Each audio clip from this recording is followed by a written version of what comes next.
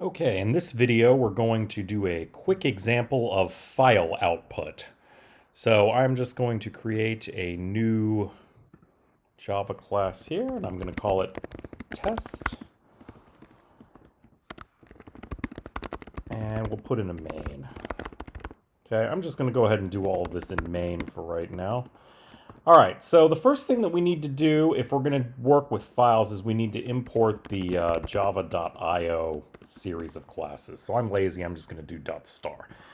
Okay, and now in the lecture slides, there's all this stuff about how you have to do print writer equals new print writer, new file outputs.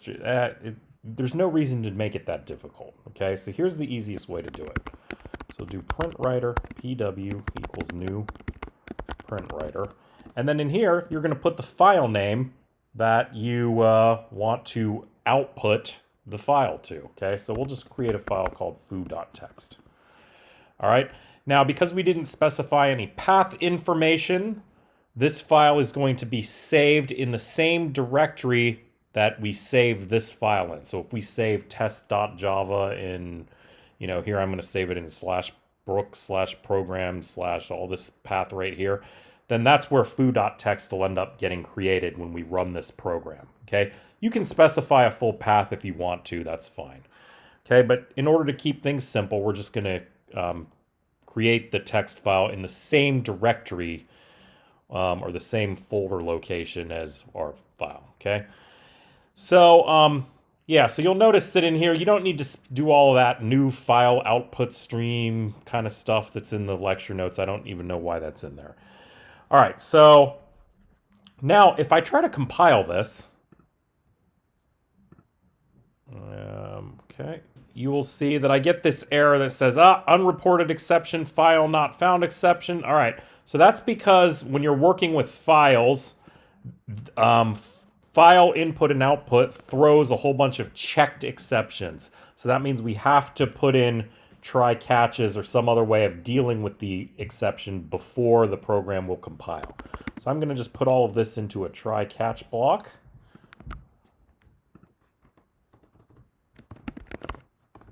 Catch, and it says it wants us to handle the file not found exception. Okay, and so then maybe we'll just do j option pane dot show message dialog. No, file not found.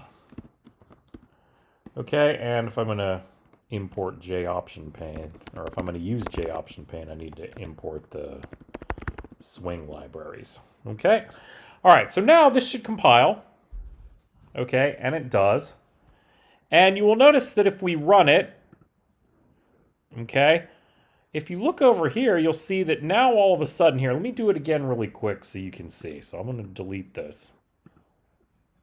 Okay, so notice that the only files that I have here when I compile, okay, is I have a test.java and a test.class, all right? So I'm going to run this program, and when I run it, look over here, okay? So I run it. It says that it ran, but when you look over here, you see, oh, look, now all of a sudden this file showed up, foo.txt. So if I open it, you see it's just an empty file because I have not added anything to it yet.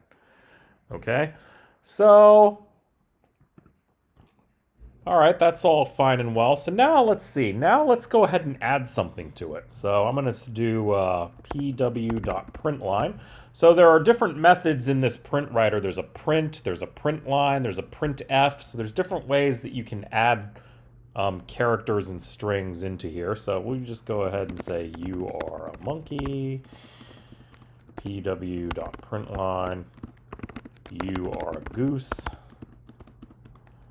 pw.println. You can pass it, you can do numbers if I want to put in 4, okay? All right, and so now if I compile this, all right, now if I run it, okay, now if I open the file, wait, what? Why is the file still empty? Okay, I would have expected you are a monkey and you are a goose and all this stuff to be inside the file. Well, the reason is because when we work with files, we need to explicitly close the print writer, okay? If we don't explicitly close it, then all this stuff is just sitting here in memory, and Java is sort of waiting to decide when it's going to actually put it into the file. So what we need to do is we need to add in a pw.close, and this is really important. Make sure you always remember to explicitly close your writers when you're doing this kind of stuff, okay? And so now, if we compile this and run it,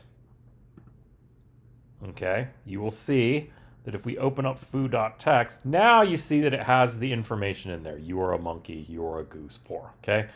Now, I don't have to necessarily just put in sort of static strings like this. I mean, I can do all kinds of calculations if I wanted to. I could put in a loop, you know, for int I equals 0, I is less than 10, I plus plus. And then in here, I could do like pw.println, and I'll do I plus comma plus, maybe I'll just do it like this. You are weird. Okay. And so now if I do this, if I compile, all right, you'll see that I run it. And when I look into my file, see how it printed those first 3 things, and then it went through my loop and printed all this 0, you are weird, 1, you are weird, all the way up to 9. Okay. Now, here's an interesting thing. Okay. Suppose that after I've done all of this, I say, okay, now that I've done all that, I'm going to go ahead and maybe I want to, let's just go ahead and create a new print writer. So I'll call this pw2. But I'm going to pass in the same file name, foo.txt. Okay? And in pw2, I'll do println hello world. Okay, and then I'll do pw2.close, all right? So, you might be asking yourself, okay, well, what's going to happen? Is it going to print out you are a monkey, you are a goose, 4, all this you are a weird stuff, and then it'll open the file again and append hello world onto the end? Okay, well, you will see that actually what happens when I run this, oh, okay, this is telling me that I have foo.txt open here in my IDE, so it's saying, do you want to reload it? Yep, so I'll reload it. And now when I look, my foo.txt just says hello world, okay? So what happened is it went through and it opened up foo.txt, it printed all this stuff in there, and then it closed it. And then when I created this new one, when it opened foo.txt, it erased everything that was already in there, okay? So every time you do this line right here, pw equals new print writer, it erases whatever is there. So if you had a whole bunch of data in foo.txt, as soon as I do this line right here, it's going to erase all of the contents of that file, all right, and it's gone forever. Okay, so that's an important thing to know. So then the question you might be asking is, okay, well, what if I don't want to erase it? What if I want to go ahead and append? Okay, well, so the way that you would do it is we're going to modify this down here so that we'll originally erase foo.txt. We'll put this stuff in here. But then when we do it the second time, rather than erase it, we're going to append to it. Okay, so the way that you do it is rather than call rather than create pw2 like this, we're going to create it like this. Print writer pw2. And instead of passing in just a string of the file name, we're going to pass in a file writer. Okay? And now here we'll do foo.txt. And then we're going to pass in the argument true, okay? And what this means, so there, in other words, there's a constructor in file writer that accepts a string as a file name, and then the second argument is, do you want to append the file or not, okay? And so if you pass in true, then it will append the file, all right? If I were to pass in false, then it would be exactly the same thing as if I just did this. In other words, it would just overwrite foo.text, okay? So if I do that now, okay, all right, now, interestingly enough, now that I'm using FileWriter wants an IO exception to be caught. So before we caught a file not found exception, now we need to catch an IO exception. So let's go ahead and add that in.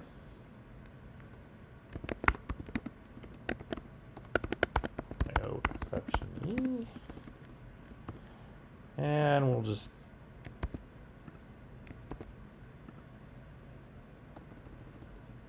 okay, and we'll say, we'll just put in IO exception. Okay. So there we go. And now we can compile this. All right. And now it should, because this line right here is going to wipe away foo.text completely. So here's foo.text. It just has hello world in it. All right. And so it should wipe that out. It should print out you are a monkey, you are a goose, all this stuff here. Then when I open foo.text this time, it should append. It should be opening it in append mode. So in other words, it's not going to erase all this stuff. It's going to take hello world and it's going to tack that onto the end of all of this if we've done it correctly. Okay, so let's go ahead and see. We compile it. We run it. All right, and now if we open up foo.text, we see that in fact, you are a monkey, you are a goose, 4, we got that loop, and then hello world is tacked on to the end. Okay? So once again, I guess the key things to note are when you do this line right here, it's going to wipe away whatever file you pass in. All right? You have a number of different things you got prints and print lines and printfs to actually add stuff to the file, but you need to remember to close it, okay? It's possible that none of this stuff actually happens if you don't explicitly close it. Now, sometimes you might get lucky and it might put it all in there anyway, okay? But if you put in the pw.close, then you'll be sure that all the stuff you told it to write to the file actually gets written to the file, okay? And then in this second invocation here, instead of just passing in the string to print writer, we're going to pass in this new file writer constructor. That way we can specify true, which means, hey, I want to actually append to the file, okay? And so if we do it in this way, then we can append things to an existing file, okay? And for the print writer throws this checked exception file not found exception. So anytime we use print writer, you're going to need to catch this file not found exception or otherwise handle it. And the file writer throws a IO exception, so we'll need to catch that one as well. Okay, so that's basically file output in a nutshell.